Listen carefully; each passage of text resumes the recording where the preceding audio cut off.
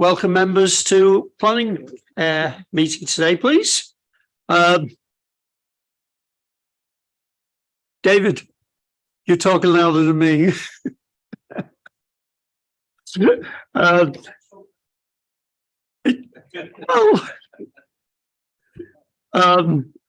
Could I remind everyone that today's meeting is being live streamed on the City Council website so that the public can observe the meeting without needing to be present. Wish members could do that from time to time, but we can't, can we? City Planning Panel deals with applications from the city centre as well as the largest and most significant application the council's received. The aim of the panel is to hear all relevant information from applicants, members of the public and council officers to help members of the panel make their decision. In accordance with our protocol for public speaking at Plans Panel, members of the public may be in attendance to speak to the panel. As they have spoken, I don't think we need that actually today. Moving on. Moving on. Can I move then to item number 1, Andy, please? Yeah, thank you, Chair. Under agenda item number 1, we've got no appeals against the refusal of inspection of documents. Under item number 2, there is no exempt information on today's agenda. Agenda item 3, we've got no late items. Agenda item 4, do members have any interest they wish to declare? No. And under agenda item number 5, we've got apologies from Councillor Gruen and Councillor Hamilton's in attendance as substitute today. And Chair, I don't know if you want to ask people to introduce themselves. We missed that bit from the thing. Starting with myself, I'm Councillor Jim McKenna and I will be chairing today's meeting. Moving on to you, Daljit. Thank you, Chair. I'm Daljit Singh. I lead the City Centre planning team. Afternoon, Steve Littlejohn. I'm the planning case officer for the first item.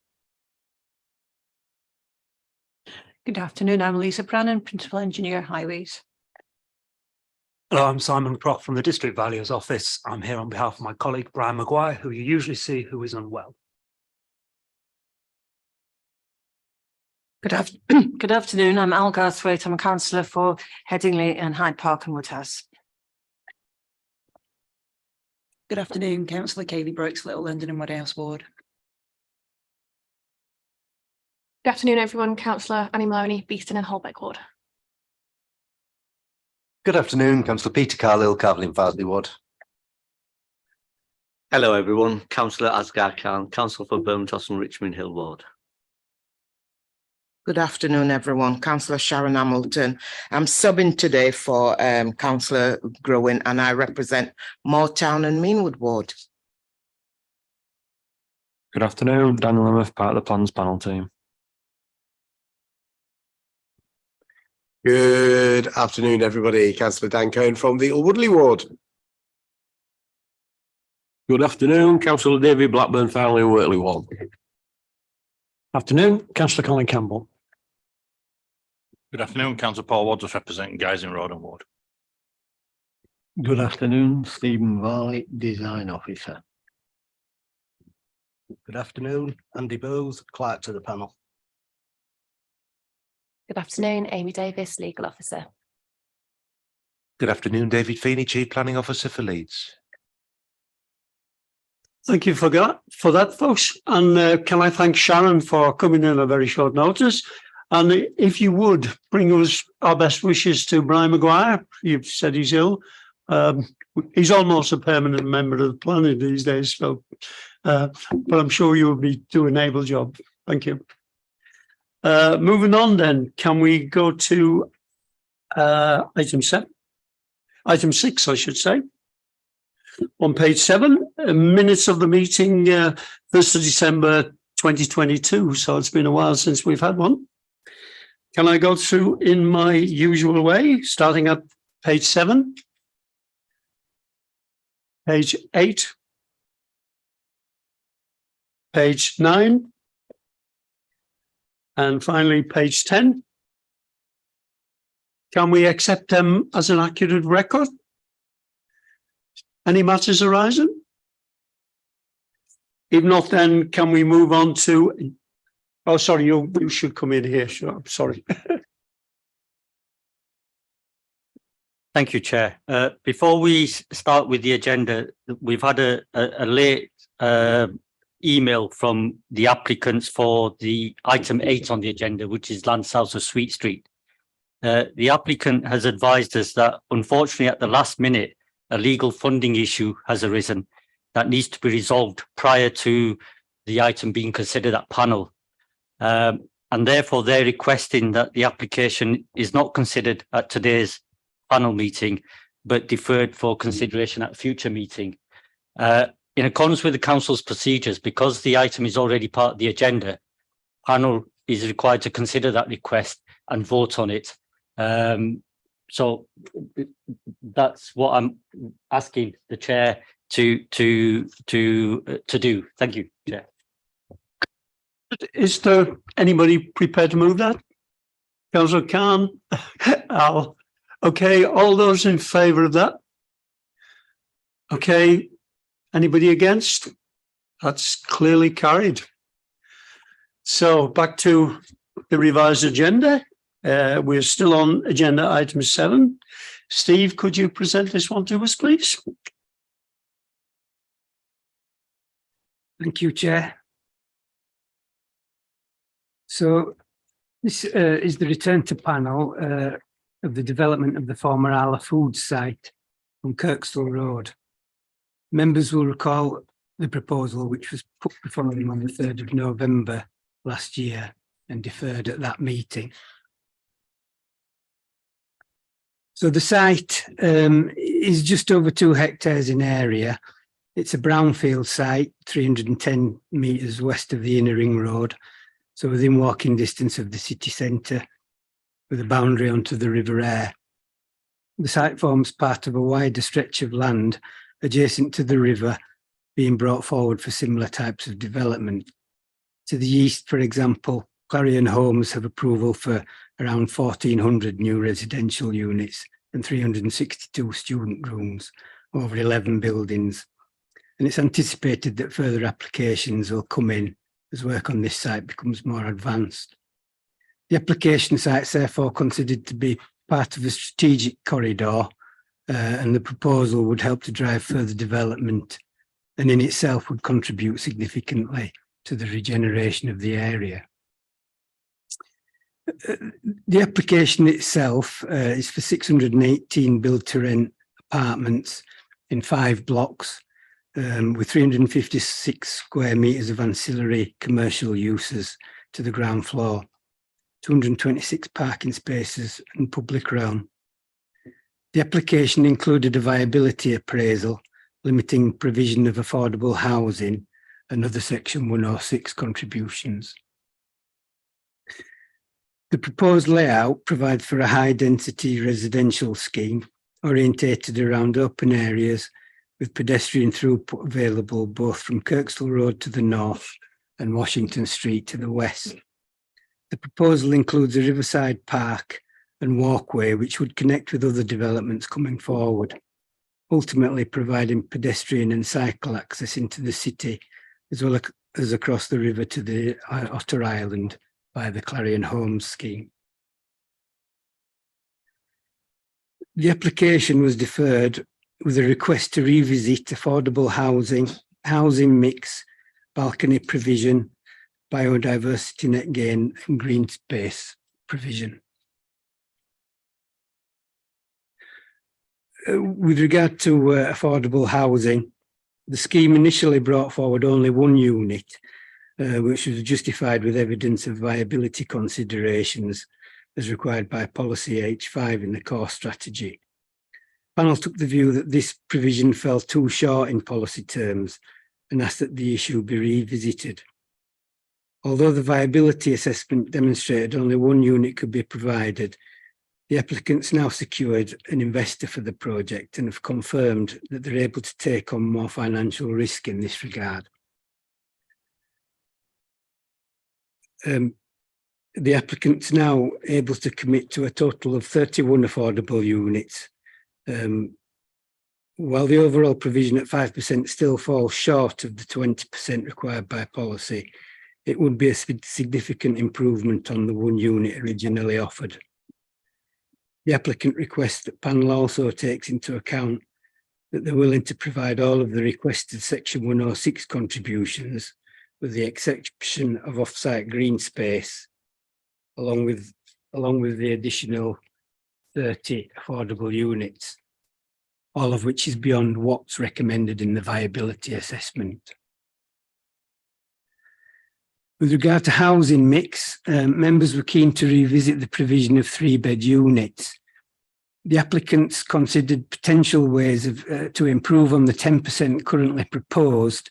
However, they haven't been able to find a way to make this viable or practicable, and the proposal remains at 10%. Policy H4 requires an assessment of the proposed housing mix to take into account the nature of the development and the character of the location. In this case, given that it's a high density, flattered development, it's accepted by officers that the scheme would favour 1 and 2-bed units, although the provision of 62 new 3-bed homes is also a significant addition to the locality. With regard to balcony provision, members wanted to make sure provision was maximised, so the applicant has had another look at what could be possible, taking wind impacts into consideration. They've been able to provide an additional 27 balconies and 4 roof terraces, improving the overall provision from 97 to 128. It shows the areas where additional balconies and terraces can be provided, maximising views across the river and providing natural surveillance over the public areas. There's no policy requirement in relation to balconies, but the increase in provision is considered to enhance the overall residential amenity associated with the proposal. Members also wanted to make sure that the proposed open space provision on site is sufficiently diverse in terms of both amenity and biodiversity net gain. With regard to biodiversity net gain, the overall provision is 78% when the dephrometric is applied, mostly to be provided in the landscaping on land within the site. The Environment Agency did request that we have another look specifically at biodiversity net gain for the river, and this has been done since the application was brought before panel. The AA have agreed to a condition based on parameters supplied by the applicant, which would ensure that sufficient riparian biodiversity net gain can be achieved.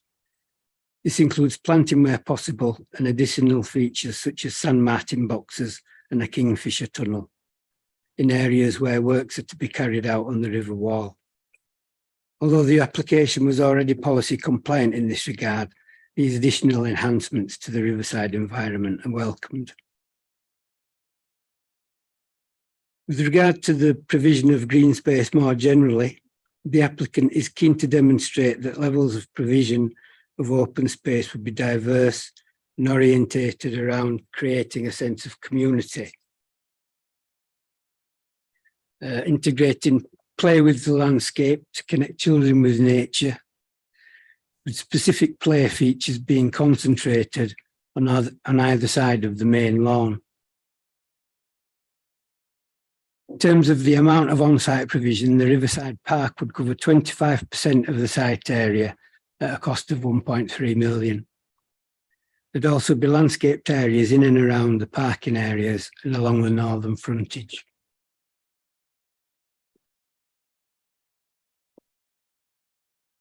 Well, a calculation has been made under policy G4 for additional off-site commuted sum.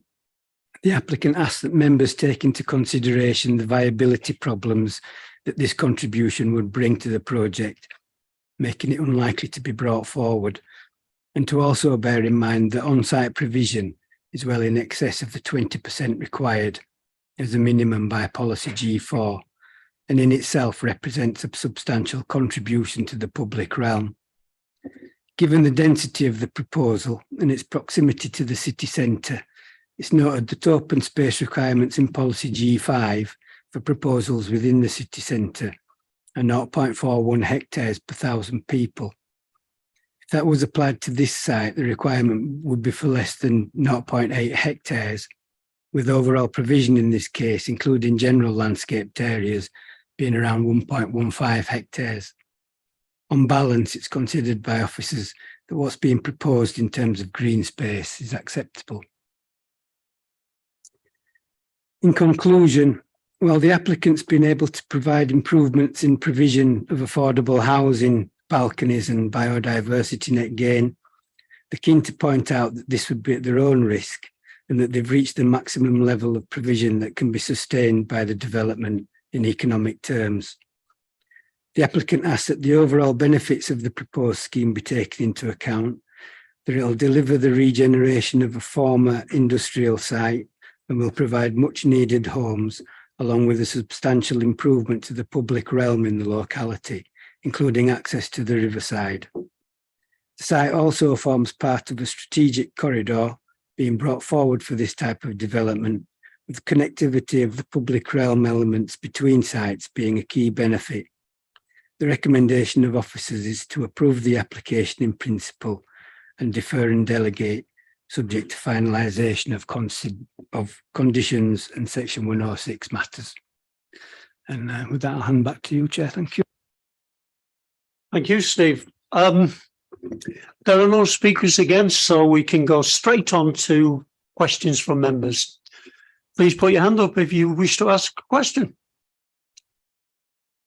Kaylee, please. I know that there's been inclusion of like mentioning of play space in the papers, but I'd like to have more information as to whether it's a formal playground or whether it's like informal play, I guess, like, and how much of the public realm has been designed with child friendliness in mind, I suppose.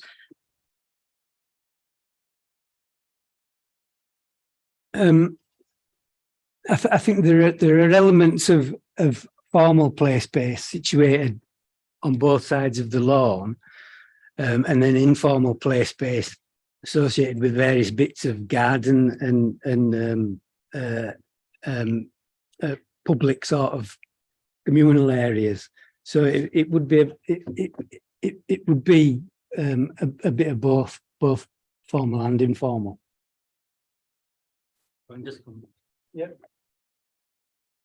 I think it's fair to say from the applicant's point of view, they're happy to work with us. The full details of the landscaping and public lawn treatment is subject to condition. So if ward members have a particular view, happy to address through those details. But the space is safeguarded. The amount of space, the nature of it, public access to it is safeguarded. Thanks for that clarification. I will bring you in a sec, Kaylee, but we do have the applicants here. If we've no objectors, so we could invite the applicants to come forward and enlighten us a bit more, should you wish. Is that okay?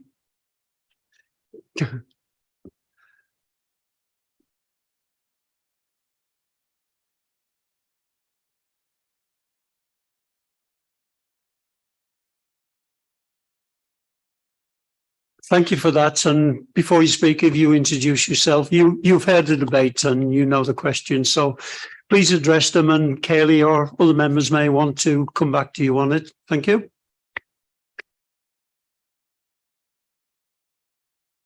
Ian Emerson from Carey Jones Chapman Tolcher Architects.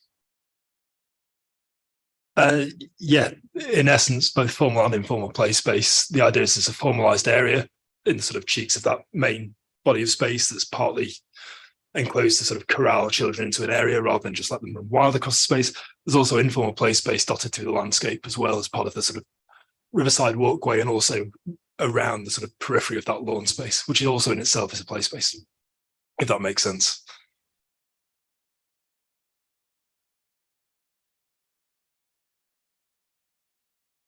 Yeah, so I know that like it's all to do with conditions. In terms of the formalised play space, what kind of equipment did you have in mind in putting in there? For example, in the plans at the moment, we have slides, potential sort of bouncing and climbing features. We've got some more interspersed timber walking beams. So we've got a selection of actual defined play items such as columns, climbing rocks and slides, but also interspersed within the landscape. We've got some more subtle features such as rocks and these balance beams, which can keep children entertained as they connect through the site and down to the riverside. So there's opportunities for play throughout with more defined zones at certain junctions on the site, on the cheeks of the main green space. Have you put in place any swings or anything that sort of moves? I think some of the things we've been looking at, which are physical at the moment, we have, for example, spinning discs which children can climb on. We've got some examples shown on these pages here, which Ian can share with you. But I think through the condition, we're happy to look at additional features and how those sit within the landscape. So the scope to develop that to reflect the requirements of members, but there's not a specific swing shown on here at the moment.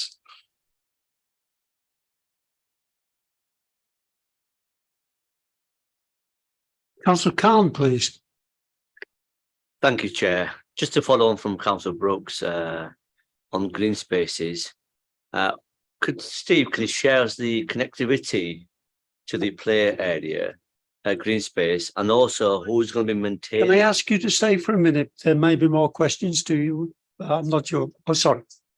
Yeah, and who's? Yeah.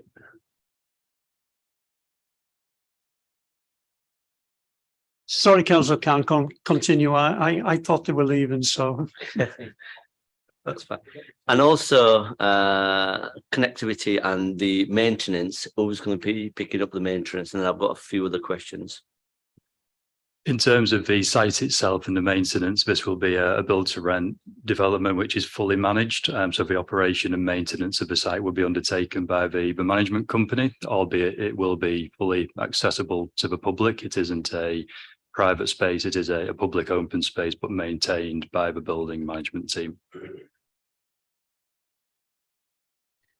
I mean, this morning on the site visit, there was a boundary wall between the river and the development. Will that wall stay there, or will it be taken out? So the wall which has been installed is the sort of Leeds flood alleviation scheme wall. So the wall does remain. However, what we are doing is creating opportunities to transition across that wall into the riverside walk, using the site levels to bridge the gap effectively and ramp down on either side for pedestrian and cycle access. And finally, last time when you came to the City Plans panel, there were about 5 issues, or it says go away and come back with some more proposals. One was the affordable housing. Can I ask, what was the reason you could not achieve 100% affordable housing on the site, please? I think the reason we can't is explained in the viability report. So we've set out the current position within the viability with the district valuer, which clearly establishes why that isn't possible. What we have done is sought to improve upon that whilst trying to ensure the scheme remains deliverable and we can bring the new homes forward at this location. Thank you. Thank you for that, Councillor Khan. We do have the district valuer here if you want any further questions or information. Okay, any more questions from members? Councillor Campbell, please. Just moving on from Councillor Khan's point about the riverbank. Do you own halfway out into the river, or do you just own to the top of the bank or top of the slope? And if you're on to the top of the slope, who's going to look after the bit that goes down to the water? In summary, our ownership line is the river wall. So we don't. Our ownership does not continue into the river itself. So our ownership terminates at the river wall. just to be clear, that's the actual river bank wall rather than the sort of Baz Alleviation Scheme 2 wall. That 8 metres is within our gift, isn't it, effectively? So how will you prevent the vegetation on the river bank encroaching onto the riverside walk, which will be your responsibility? Obviously, as the site owners and operators, we're responsible for the maintenance of that riverside walk. So we don't have control over a river, but we are responsible for the maintenance and operation of what would be the riverside walk, which sits within our ownership.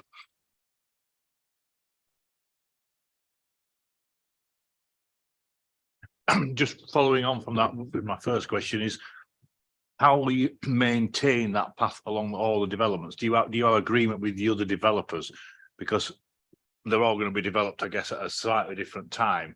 But what we do want is a walk all the way along there, because at the moment the only flat walk is on the canal path, which is a long way away. You can't actually walk. You need to be able to walk on that side from Canal Road all the way through into the city centre, and preferably all at the same level. We don't want this stepping up, stepping down, which does happen on some parts of the river there. So how are you confident that you'll maintain that with your competition partners? I think we're aware of that aspiration. We are doing our part within the site boundary and our control to make that a reality. I think potentially Dalgett and the planning team may be better placed to sort of state how that's being brought together on a more cohesive part across the city. Chair, I'll ask that of Dalgett then, how we're going to achieve. So just as we're going to control provision of a riverside walk through this consent, if members are minded to support, we've got similar arrangements on Clarion Holmes' site. There are sites in between which haven't come forward for development, like the Nissan garage site, but we have an overall master plan for this area, as members will be aware. And part of that master plan is to provide a riverside walk. We're working closely with the flood alleviation team. We're also working along this stretch of the river. So the intention is very much a joined up route, regardless of separate ownerships. This will feel and look as one route, because to a large extent, we have a lot of control through the Environment Agency, through the Canal and Rivers Authority, and through these planning consents. So it's through conditions and through the legal obligations in terms of public rights of access and final treatment. But that's the intention. Okay, Paul. Yeah, a little bit question. It is important that we get that, and we get it all at the same level. What I'm concerned about is that developers will come in at different levels, and we'll end up with steps. Because that happens further in the city centre, where you have to go up and down steps like nobody's business, and that's because different developers come in at different levels. And I think that's the main concern. My second question is to district value is, I don't expect you'll want to comment on this new proposal because you thought the first proposal was acceptable from a district value point of view. Will you? I think in terms of our original report, the inputs we've used into that in terms of rents and yields are robust and are in line with what has been agreed and done elsewhere in Leeds. Obviously their revised proposal, I have looked at it. I would estimate a cost, and it's a back of fag packet figure of something in excess of £2 million, in addition to their, if you like, the one affordable unit. And I can only speculate how they can do that. Obviously, in the letter that Avis and Young sent, they've made the points which I think was in the report to members. I can't really explain beyond that. Please come in. I think if I may, just referring back to this point around the different ownerships, obviously Dal just explained the controls and processes in place, but I think it's also worth pointing out that it's in our interest, and I think in the interest of the other developers along this corridor, to make this an attractive and cohesive route as a sort of the Kirkstall Road corridor is developed. So I think the intention certainly is, and there is communication and dialogue to make this a cohesive and usable route into the city centre as an alternative to Kirkstall Road. Thank you for that clarification. Councillor Khan first, then Councillor Campbell. Thank you, Chair. From this morning's site visit, it's a huge site. It's going to be a big development as well. And my question is, how many phases will you be going? Will you do in a block development, or will it be in different phases? And also, when do you think you will be developing on the site if it gets through today? So our intention is very much to bring this forward as a single development. So in one phase, if you will, albeit with sectional completions just due to the number of units. So we see this starting on site later in this calendar year, and we'd look to push on with the delivery of all phases as a single development scheme.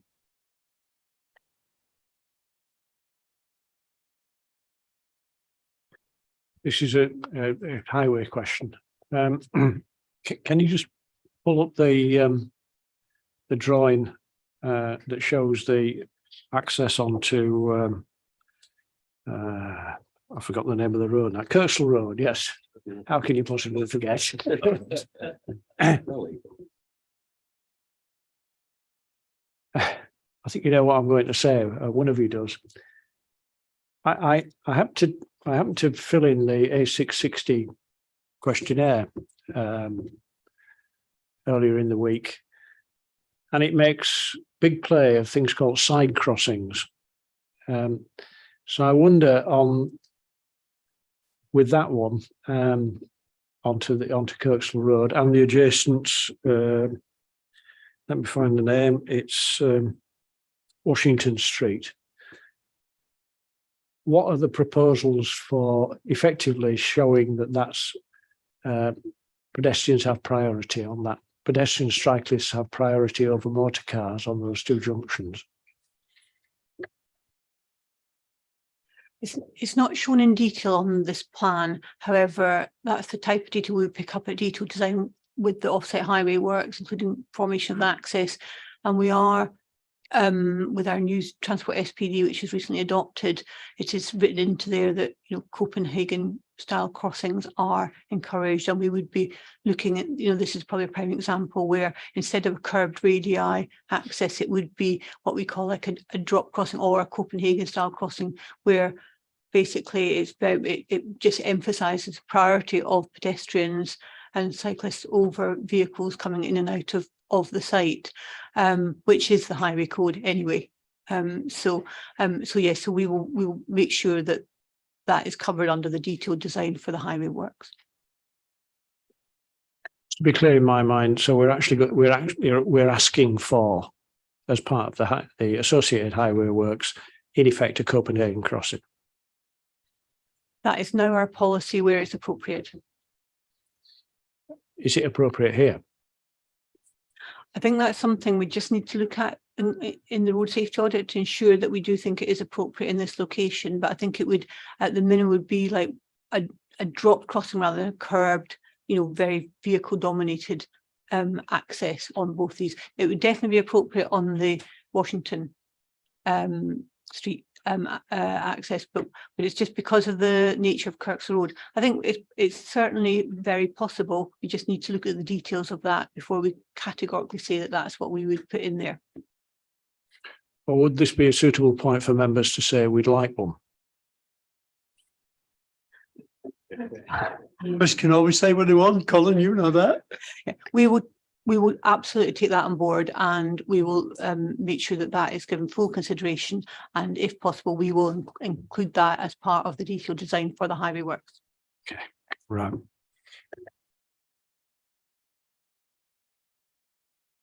I'd just like to also add to that we've offset building A another 2 metres away from Kirkstall Road than previously the outline consent phase, so it doesn't preclude any cycle routes or any pedestrian routes through there. So 7.5 metres back from the sort of northern boundary, as it were. So it doesn't preclude any cycle infrastructure. It in fact promotes it. Give that. I get a feeling members would like the Copenhagen or Coventry. I'm not sure what it is. Or another exotic, yeah. Okay. I'll bring Councillor Paul. You come back, and I'll bring you Kelly. It was on the same point. As it is now the highway code that pedestrians going straight on a right of way, are you intending leaving the inbound traffic turning in there sitting on Kirkstall Road for the pedestrians, or are you going to leave a de-acceleration lane there? I know you won't be interested about car traffic in there, but I think if I'm not right, there's a busway in there. And so if they're waiting there, they'll be feeding the bus and that must never happen. I take it you mean outbound traffic, do you? Or In traffic Oh, coming into the development. sorry. If it's waiting for pedestrians and cycles, it will be sitting in a bus lane, waiting to go while the pedestrians meander across. Yeah, I mean, Which I could think be, that, could be significant if we don't have the riverside path, Mr. Feeney, couldn't it? yeah, that's just part of what we take into account in the detailed design. But basically, you're absolutely right. Pedestrians have priority at side roads. So even no matter what the type of design of the access, that should be the case anyway. Yeah, my concern is that traffic waiting to turn into the site, waiting for the pedestrians will be sitting in a bus lane. I don't think Councillor Cahill will want the bus impeding, do you? There's always a bit of a trade-off in these cases, but you know, I think it's something that we will, you know, that should be the case anyway now with vehicles coming in and out of the site there. Thank you, Lisa. Kaylee, please. Thanks, Chair.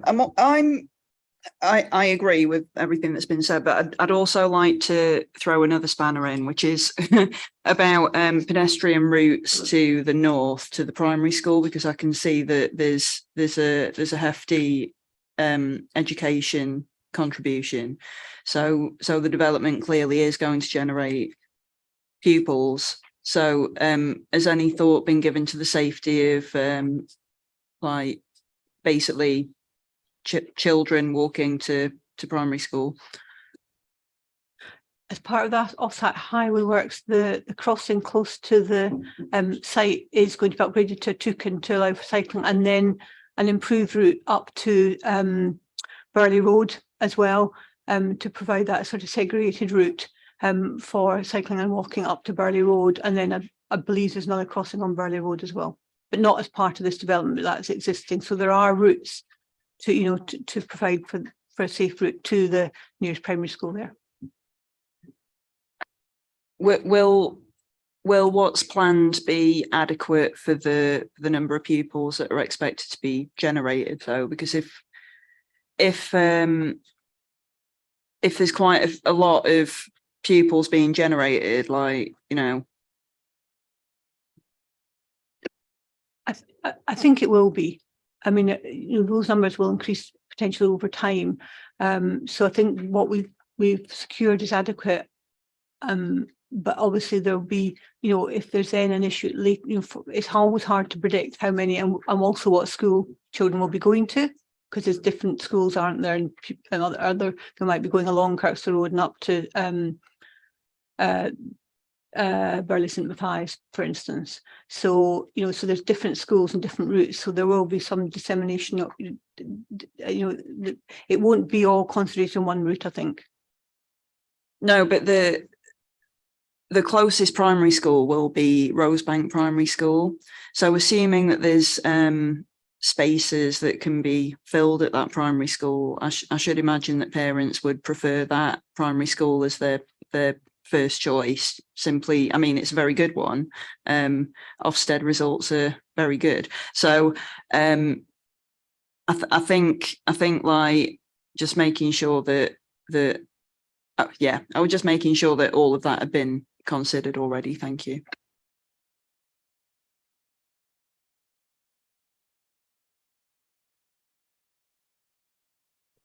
I see no more questions. Is there a question? Can we go to comments? I'll bring you in first, then Dan, you were. Sorry? I'm seeing, is there a question? Okay, let's deal with questions first. Apologies, Chair. I wanted to keep it all sort of to topic, if that makes sense. The affordables. So I can see it's 80% of market rent is what's been proposed. I'm just wondering what rent level that'd be. Like, what would the market rent be? So that we can know what the 80% is.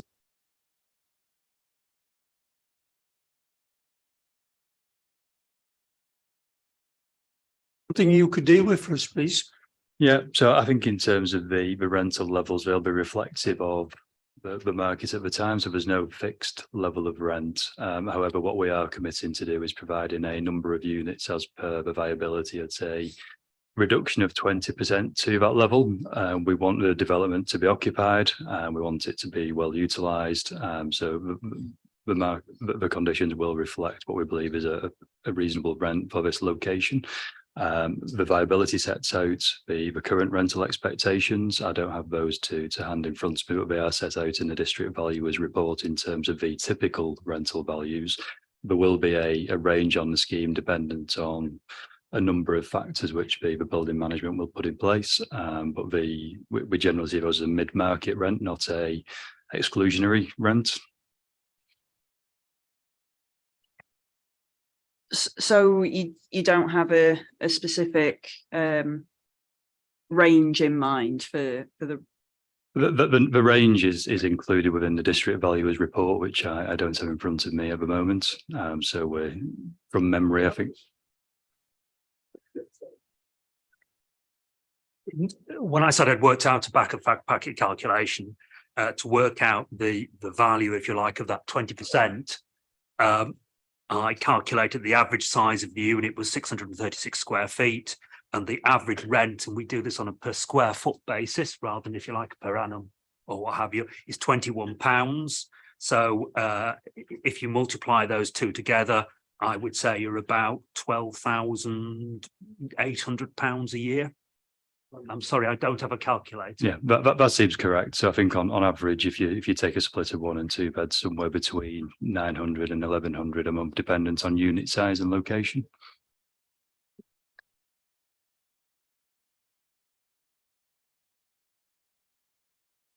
Crikey, okay.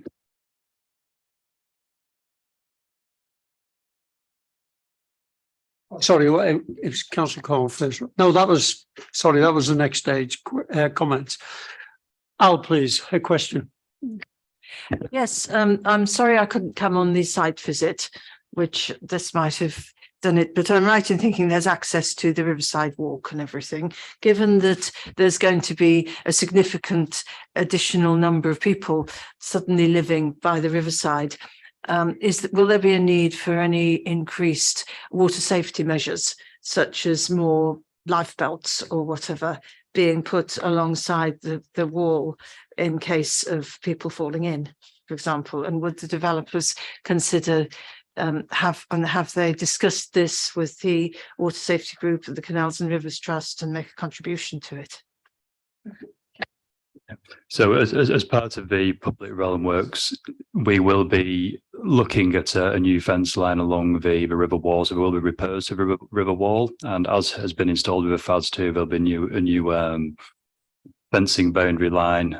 We will speak and engage on any specific measures which the Environment Agency or Canal and Rivers Trust would like us to put in place, such as life belts, and we're happy to consider that through those discussions.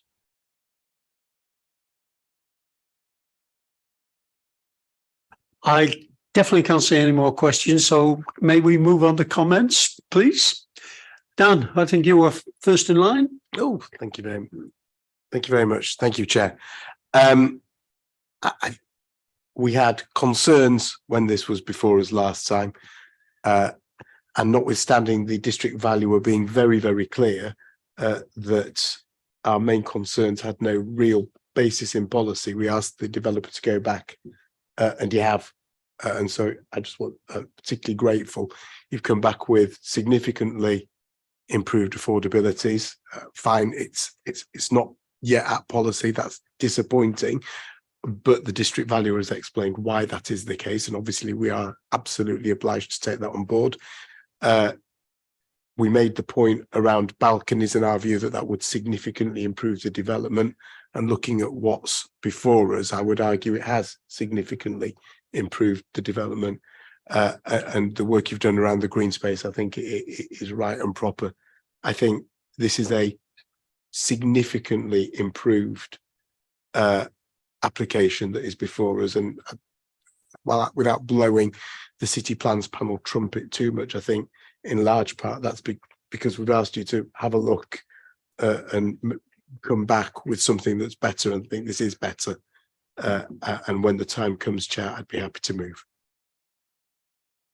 Thank you, Dan, for those words. Can I bring in David, please?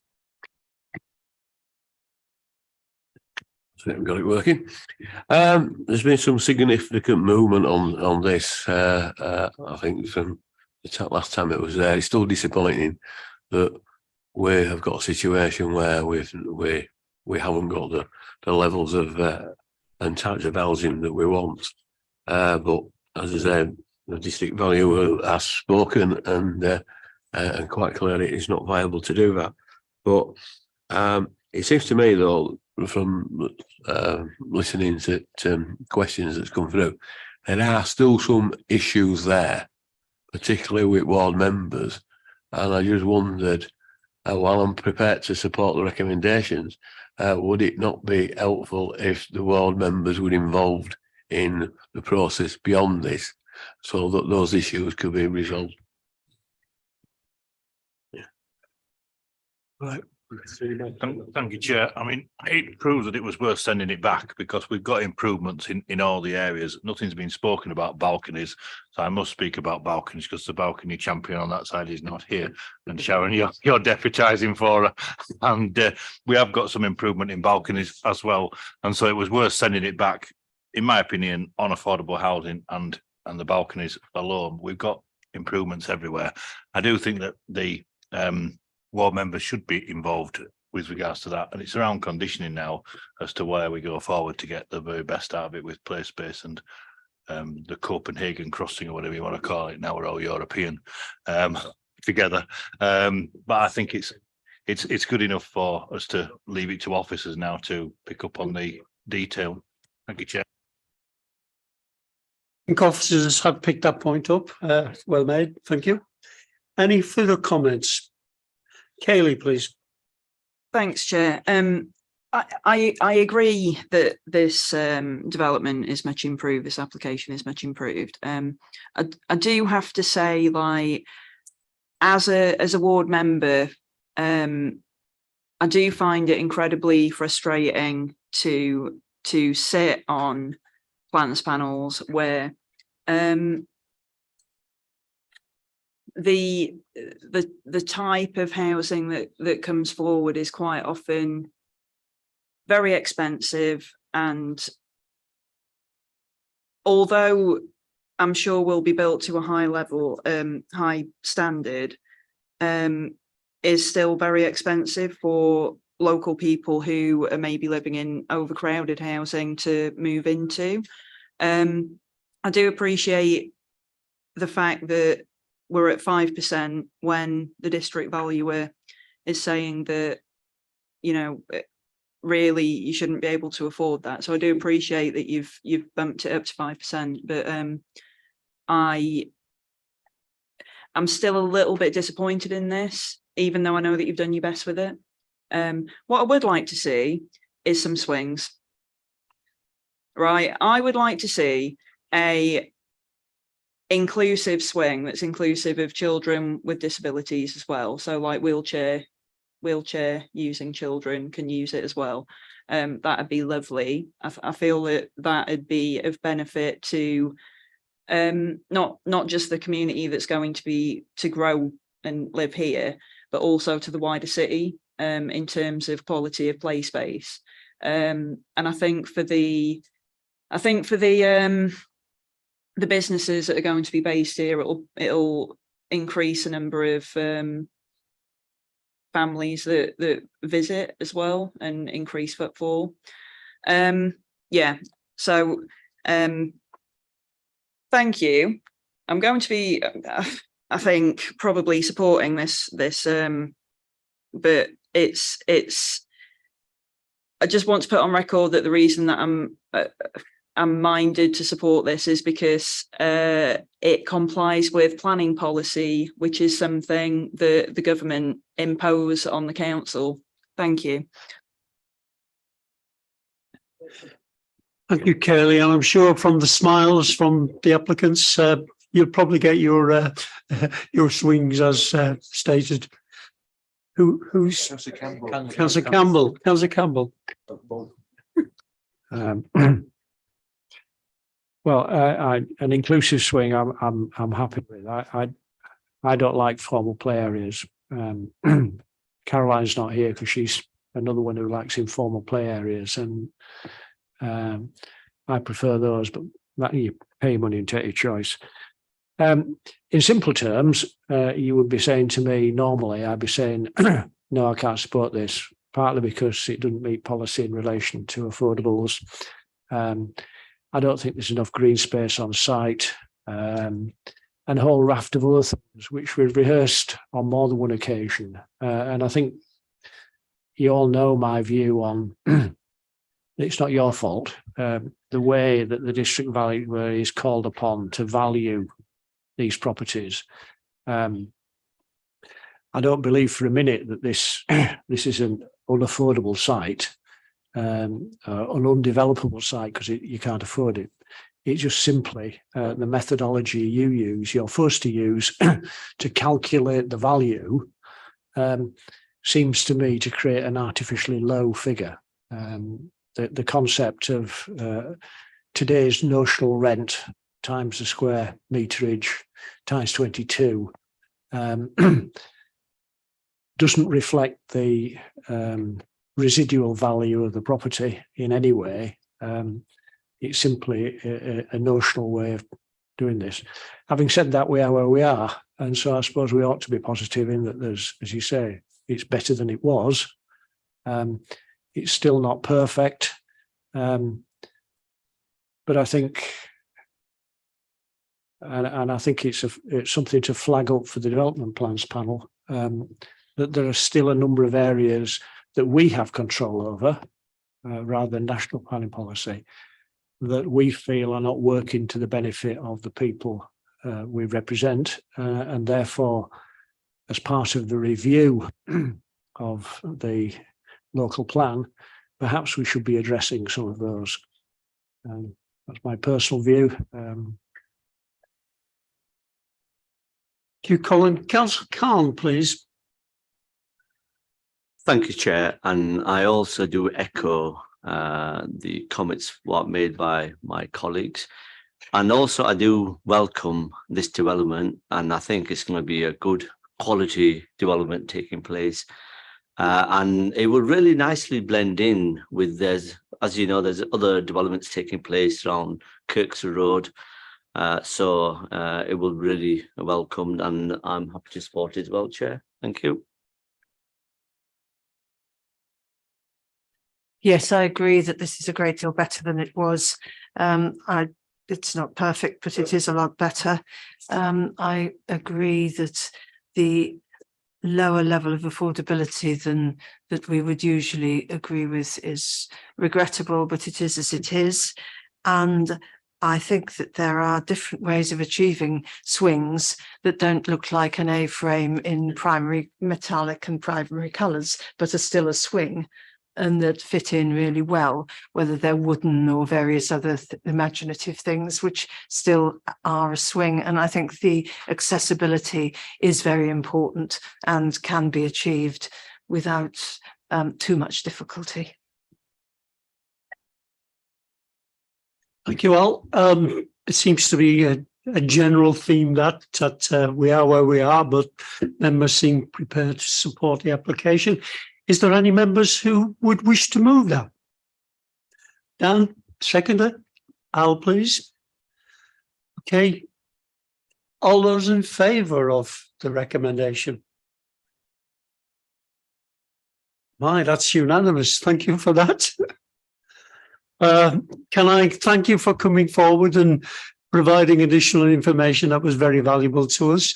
And we wish you all the best to get it started. It looks an excellent development, and I look forward to see it coming out of the ground. But thank you and good afternoon. As far as I know, shall we continue? We just got one more. Yeah. As far as I know, we're on page 267. Is that right, Andy? Sorry, another cup of tea. Oh, I'd love one, please. Thank you. Yeah.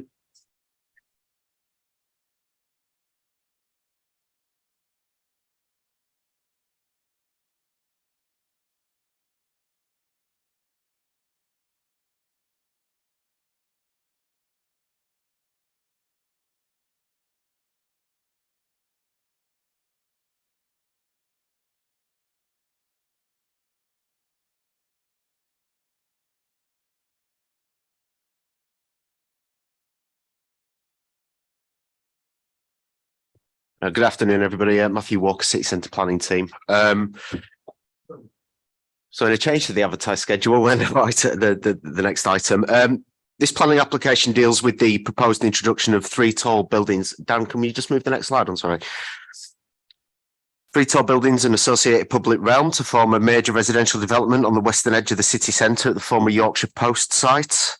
Now, the site, as many of you will know, has long been earmarked for development, having received planning permission in 2015 for a mixture of residential, hotel and office uses.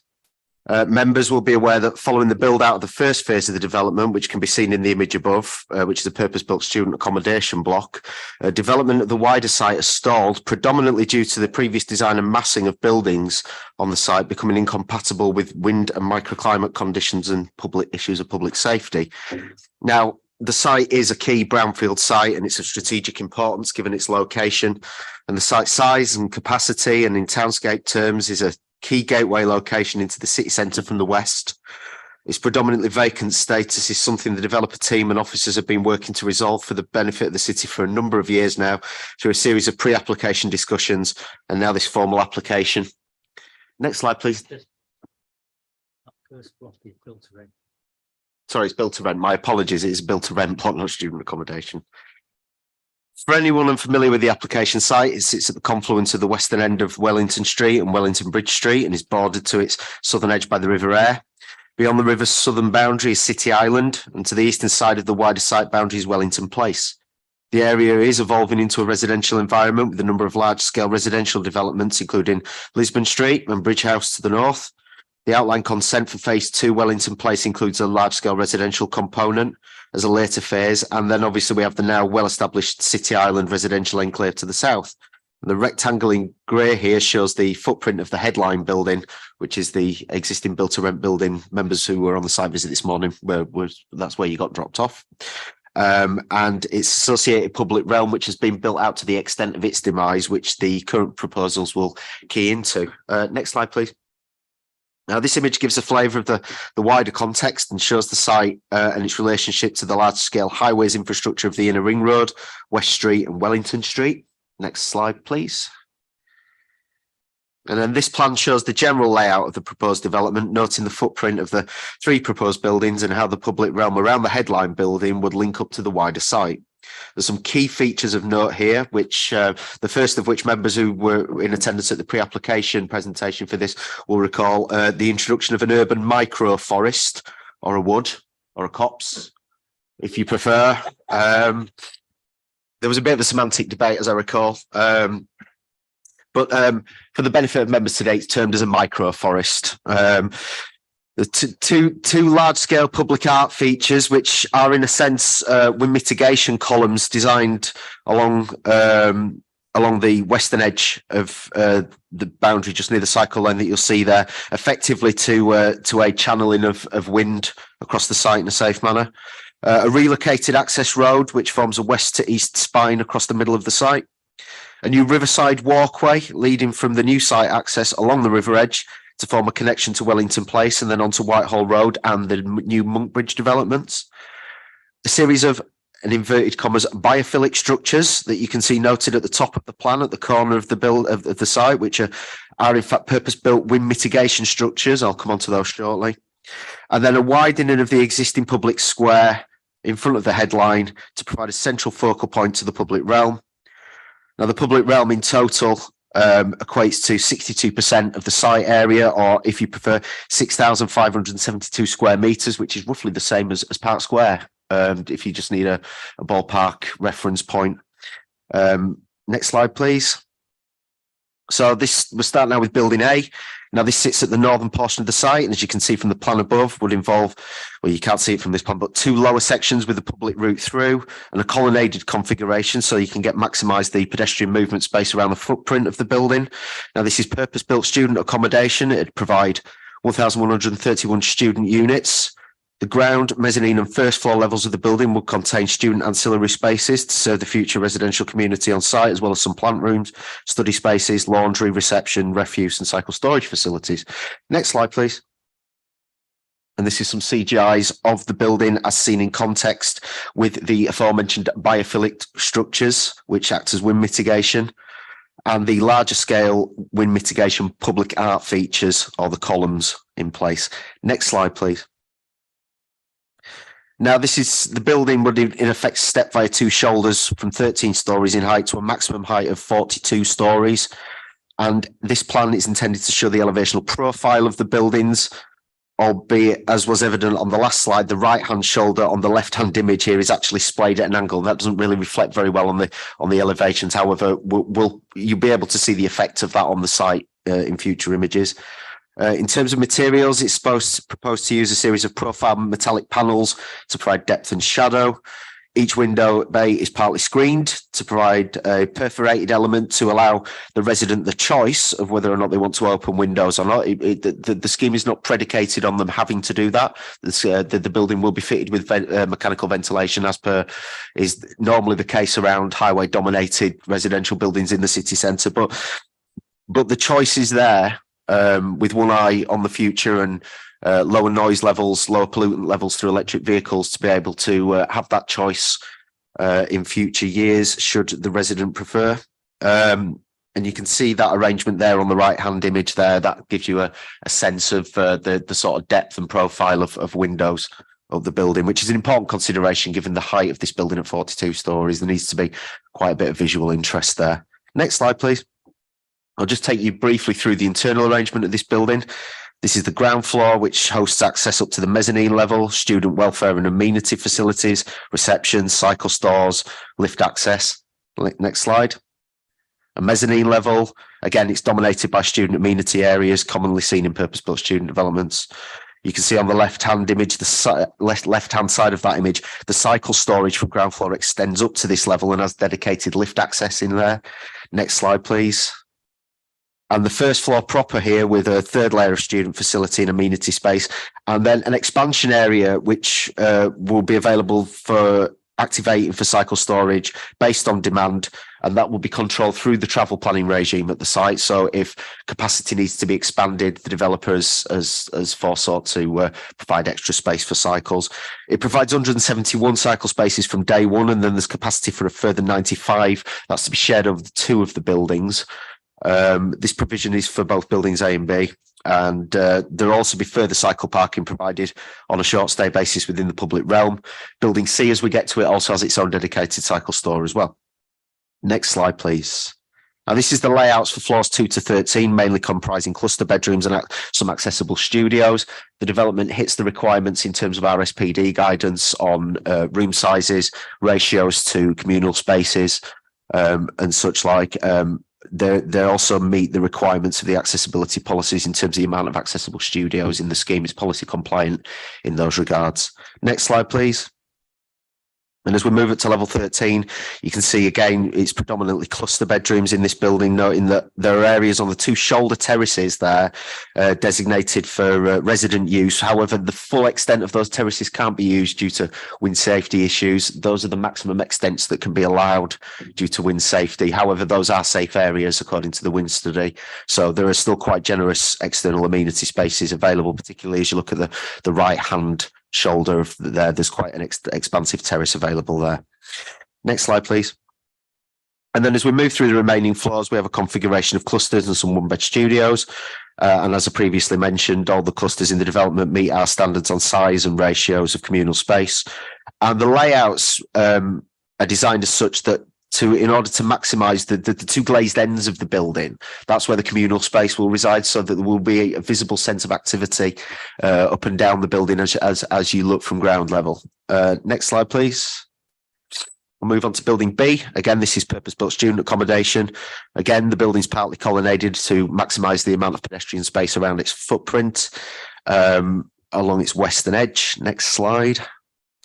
Now, this building acts as a visual mediator between the other two buildings. The materials palette is predominantly terracotta, brick coloured, and then the images, as you can see here, this is based around the Portland stone, which is quite common throughout Leeds.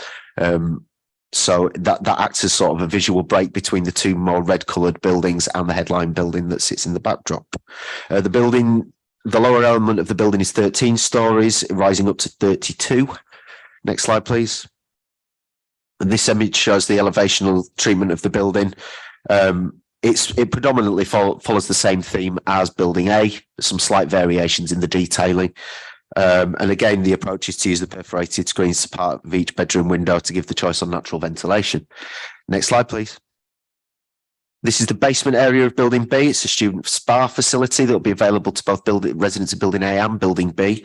It includes a swimming pool. And then these two buildings will be operated by a single operator. So students, without prejudice to what building they live in, will have access to all of the facilities in both buildings. Next slide, please. This is the ground floor. Again, it follows a similar format to building A, hosting student amenity space, bin storage and plant rooms. Next slide, please. The first floor will contain a very, very sizable gym for residents of both buildings. Next slide. And then at first floor, we start to see the typical layouts, including a mixture of studios, accessible studios, and the smaller scales of the clusters. There are a variety of different cluster sizes in the scheme. And again, all of which meet our policies in terms of space standards and ratios to communal space. Next slide. This is the second floor, again, with that mixture of studios and clusters. And again, next slide, please, we move up the building following a similar format. There's a lot of repetition up the floor plates, as you would expect of a tall building. Next slide. There's a reduced footprint as you move further up the building. Next slide, Dan. Okay, so this is building C, and it's proposed to be a built-to-rent residential building. It's at the southern end of the site, closest to the river. It's the smaller of the three buildings, and it hosts 348 apartments. Next slide, please. So it's a 25-storey building, and there are two rooftop terraces, both of which are accessible and are not affected by wind conditions, so they're accessible to their full extents. Next slide, please. And then again, in terms of the facade, you can see it's another variation on the same theme, albeit there's a greater variety of window openings here, given the fact that the majority of the main runs of facade are not clusters with individual bedrooms, but need to be a variety of different spaces, i.e. kitchens, front rooms, etc. Next slide, please. This is the ground floor. There's a Class E commercial unit proposed here in green, and then a number of back of house, such as bins and plant. Its own dedicated cycle store, and then, as you expect with build-to-rent developments, there's quite a large communal area for residents. Next slide, please. Now we'll start to work our way up the building. This is the mezzanine level with a second area of common space.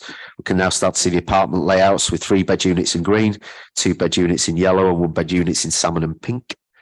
Next slide, please. At first floor, we can now start to see the sizable external terrace area overlooking the riverside, and the formats of apartments will now start to replicate up the building, the larger of the 2-bedroom units being located towards the ends of the buildings, and I'll come on to why that is in a second. Next slide, please. We'll just work our way up the building there. Again, you can see there's a variety of 3s, 2s and 1-beds at each floor. Next slide. And we again have external terrace area available and an internal amenity area halfway up the building. Next slide, please. And again, just repeating the same sort of thing, just to demonstrate the different unit sizes are available at each floor. Next slide, please. Now, before continuing any further with the presentation, I need to draw members' attention to an error in the report, and it's quite a significant area for which I apologise. If you turn to section 9.2, you'll see a table has been provided, and the table suggests that in terms of housing mix, the scheme is providing for 81% 1-bed units and 12% 2-bed units. Now, this is incorrect. It's incorrect. I'm not sure why this has happened, and I can only apologise. I'll just take this moment now to set out the actual housing mix and the position regarding 3-bed accommodation in the scheme, as the proposals do introduce a novel and flexible way of addressing the demand for 3-bed accommodation and our policy position. We've not seen this before. It was outlined to members at the pre-application inquiry that was put forward. But basically, to sum up, the scheme as built on day one is proposed to feature just over 47% 1-bedroom units and just over 45% 2-bedroom units, with just under 3% 3-bedroom units. So in terms of the preferred mix, the report is correct. It still over provides on 1-beds and 2-bed units and under provides on 3-beds. And this has been justified through their housing needs assessment, consistent with other build-to-rent developments based on the nature of the type of accommodation and its location in the city centre. However, the figures in the table in the report are wrong. The figures in that table suggest a far more severe shortfall against the policy than is actually the case. And members will have noted at 9.2.6 of the report, the applicant has made a proposal that could see the proportion of the 3-bed units in the scheme change at the expense of some of the 2-bed units based on market demand. 42 of the 2-bedroomed units in the scheme exceed the H9 policy requirements, policy H9 in the core strategy for 2-bed accommodation, and also meet the minimum standards for 3-bedroom units, so are capable of conversion by a simple process of the introduction of a partition wall. We do have a model if members, after I've finished my presentation, would like to see how that's practically achieved. But in short, it basically involves a knockout panel being put into one of the partitions, and basically the units are built out with the electrics so that the units can be adapted both ways. There are 3 different types of 2-bed units, so there is some variety in the scheme about where in the building these units are. So they're not all on one floor, for example. They're pepper potted throughout the scheme. And I don't know, would you like to take that opportunity now to see that model? Yeah. Sue, could you come over? This is Sue Sparling from DLA Architects, and she has brought the 3-dimensional mock-up of the model. Is Sue okay to talk, Chair? Is Sue okay to talk? Is she okay to talk? Oh, In line with protocol, yeah. Sorry.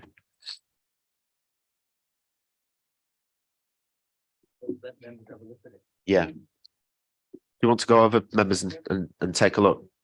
Shoot.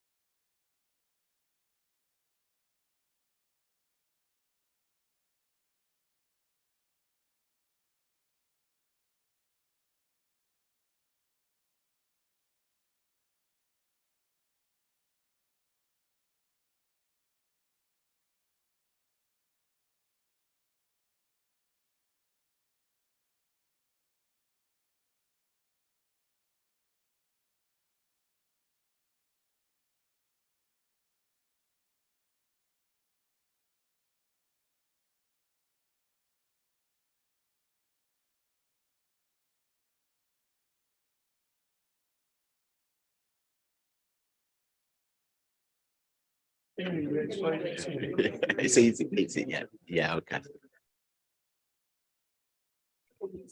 Okay, thank you, Sue.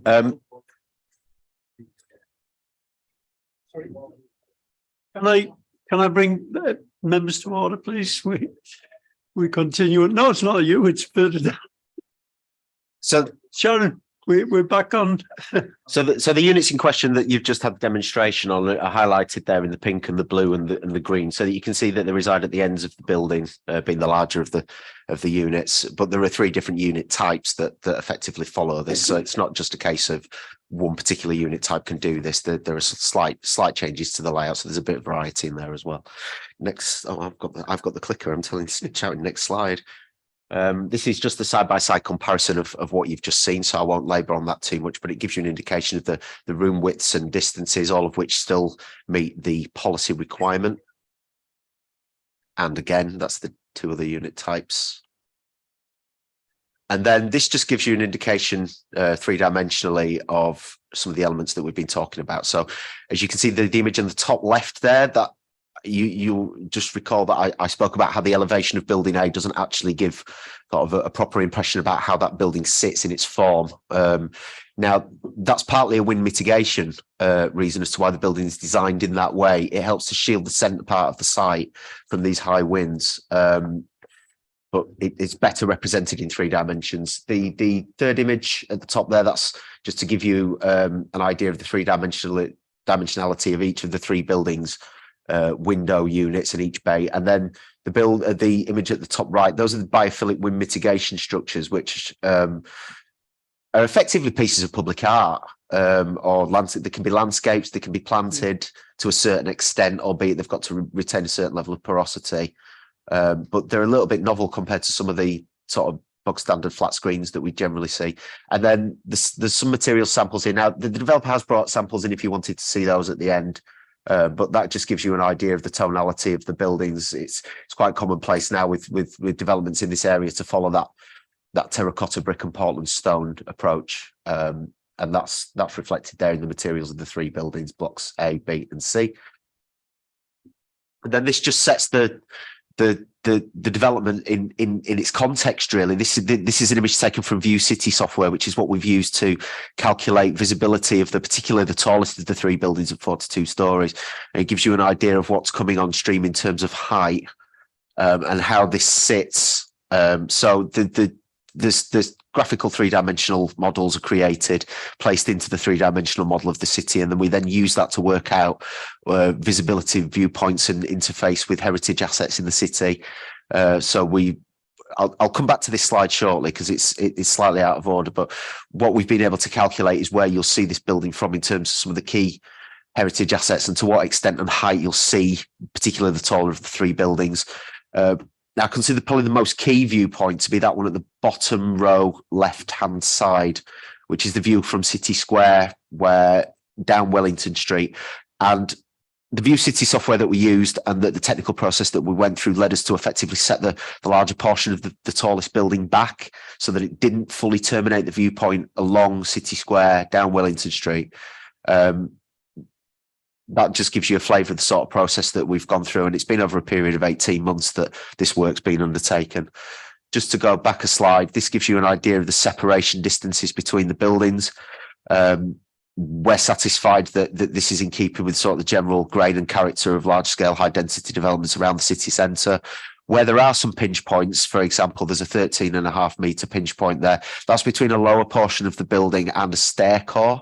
So the design of the buildings and the way that they splay away from one another at key intervals is basically to design out, in part it's due to wind and microclimate, but it's to design out points of proximity between the buildings where you'd get window to window distances that were less than ideal. And you'll notice that whether at the shortest points, there are points rather than long extensive elevations. So you're not basically faced with long areas that create a tunnel in effect. And it's very, very similar to the approach that was taken in the layout at Lisbon Street. This, just to go back again, gives you an idea of how that 3D rendering manifests itself, so we can make these assessments in terms of where buildings will sit on the skyline. So this is, for example, at Hanover Square, where the buildings would not interfere or be really visually any taller than, for example, Marlborough Towers, and would sit quietly in the backdrop rather than interfere with the sort of more residential scale heritage environment. This is to demonstrate the pedestrian connectivity. A key component of the site is the provision of the Riverside Walkway, which, although we're dealing with as a separate planning application, would be linked via a Grampian condition that we're still working on the precise wording for, to effectively link its delivery with the delivery of Block C in the site. But this is basically gives a flavour of, as we've just looked at a site at Kirkstall Road, how you would interface with Kirkstall Road.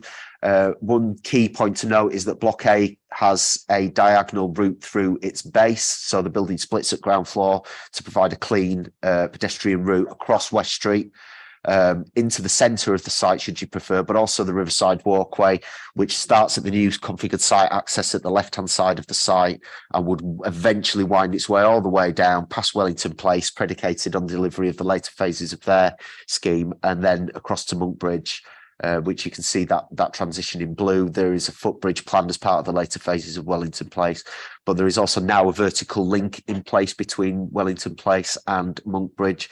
So this is really that this site is doing its bit in terms of the provision of a continuous route all the way down the Riverside and eventually terminating all the way out at the train station. That just demonstrates what I've just been talking about, that there are effectively a number of pedestrian routes round and about the buildings. The larger extensive glazed elevation at the ends of the buildings will improve natural surveillance in these areas, particularly around that micro forest. And we're working with West Yorkshire Police through what will hopefully be the conditions process to get a management regime. This is a managed estate. There's a built to rent management regime and obviously the 2 student blocks. So there's going to be on-site management of that forested area. The forest is not, we're not proposing that that's going to be an open area. It's a densely planted area, but obviously managing how the peripheral treatment around the edge of it to deter people sleeping in there, etc. We're still working through that with West Yorkshire Police. We'll do that through the condition discharge process, but ultimately it is a managed estate. There will be operatives on site. So in terms of safety, it is being closely looked at. Just to let you know that in terms of public fitness, it actually forms an available running track of about half a kilometre around if you want to run around the site. And then obviously key for all of these schemes is the provision of play space. So the applicant has asked me to direct you to the fact that they're very flexible in terms of the typology of play equipment that goes on there. They very much feel as though ward members know best for what's in this particular area. We're proposing a condition to deal with this through the landscaping treatment, but there is a large scale dedicated area around Block C, specifically going to be dedicated for play on site. And obviously, whilst city centre developments don't often, in terms of 3-bed accommodation, immediately appeal to families, it's more of sharers in this kind of location, but there is the possibility that there will be families moving to this site, so it has been considered. It's quite an extensive area, and that will be managed through the conditions process as well, so that we get the right type of equipment and a variety of equipment. In terms of cycling, there are 2 main cycle hubs in terms of storage. One in Block C, both of which are capable of expansion, as I've said previously. 2 car club spaces along the central spine of the site, 3 disabled car parking spaces, but otherwise this development is car free. It's in a highly sustainable location. It follows the pattern, for example, of the Latitude development that's gone on the South Bank, whereby it's all about improving pedestrian connectivity and cycle connectivity. To that end, a sizable contribution is proposed to the formation of the extension of the cycle superhighway around the West Street junction. And also this scheme extends the cycle superhighway up to the edge of City Island. I'm saying next slide again, and I've got the clicker. That just gives you an indication again of the expansion capacity of both Blocks A and Block C for cycle storage. Both of which, well, it's ground floor cycle storage at Block C, but Block A will contain a lift, as we know that previously with developments, the idea of moving bikes up ramps, etc., it's less than ideal. So whilst there will be widened staircases within, there is also the provision of lift and platform lift in there. And then this just gives a flavour of the landscaping proposals around the base of Block C. As I say, the landscape proposals for the Riverside Walk are to be dealt with as part of a separate application. But the typology and design of that is more or less already agreed. I mean, we're moving towards being able to approve that application. It's largely been set by Block D, the headline building, actually delivering its section of that Riverside Walkway already. And members that were on the site visit this morning will have seen that. Eventually, the plan is that the Riverside Wall comes down. Once holistically the whole thing can be delivered together, and then the stairs and ramp arrangement there effectively becomes part of FAS, and we're able to effectively open that Riverside walk out so you get views across the river. But as I say, the typology of that and the type of surface treatment, the materials, etc., is already dictated by Block D, as what we don't want is a patchwork quilt effect. This again just gives you a flavour of the Riverside Walkway. We can see that in 3 dimensions in a second.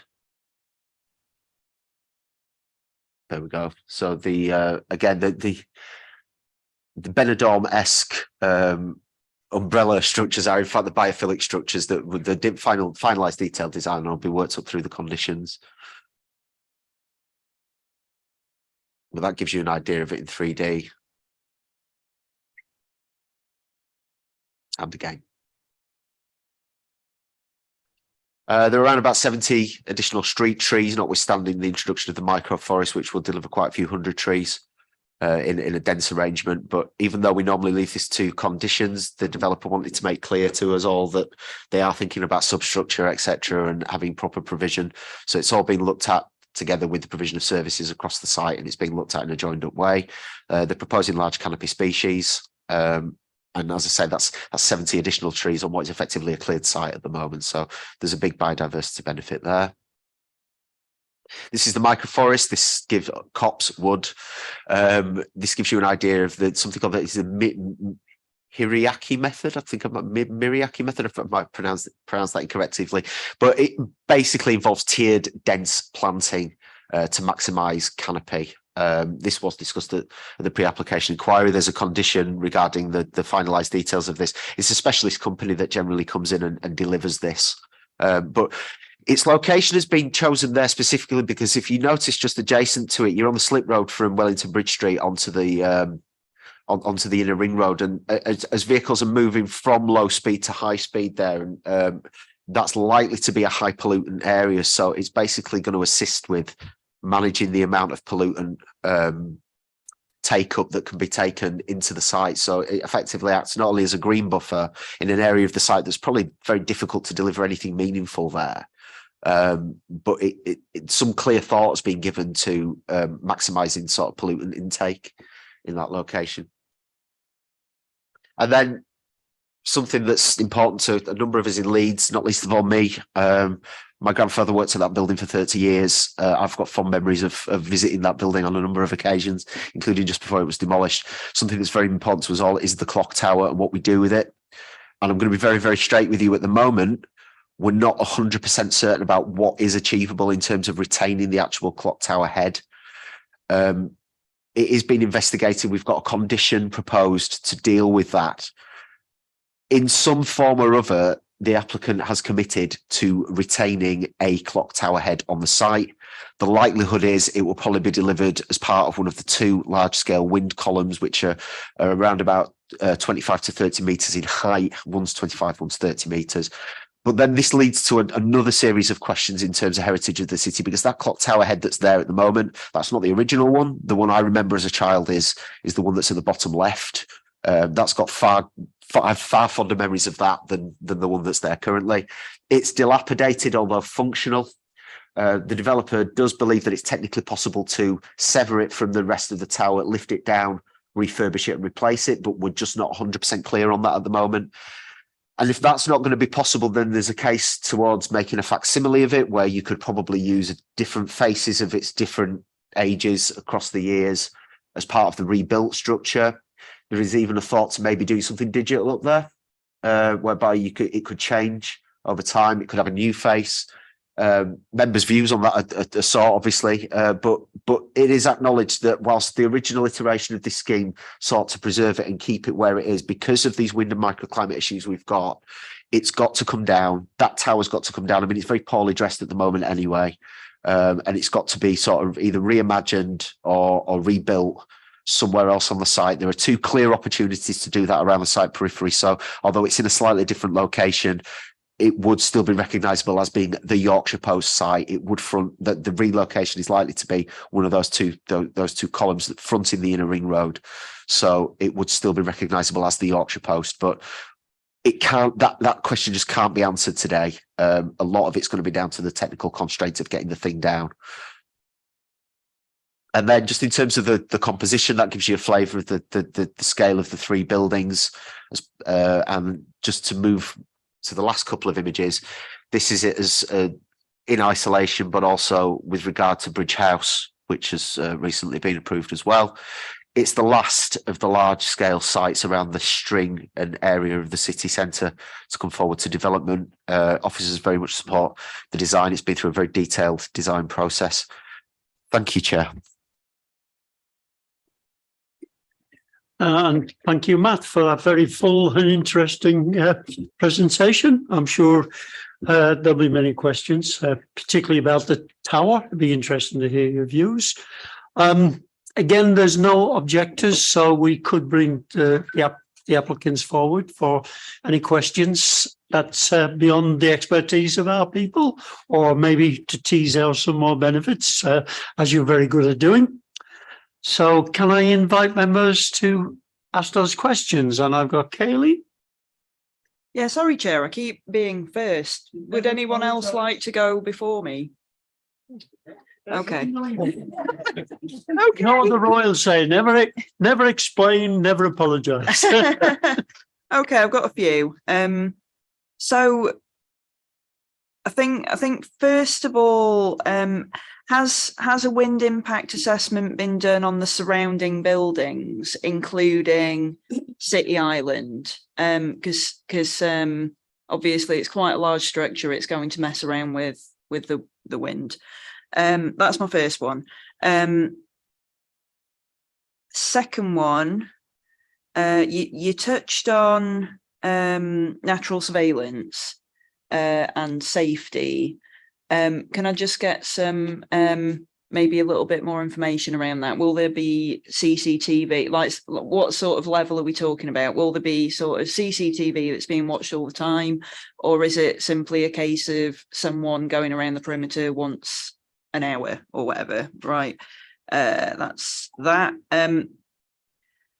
Oh, has any thought been given as to where the many residents are going to receive medical care?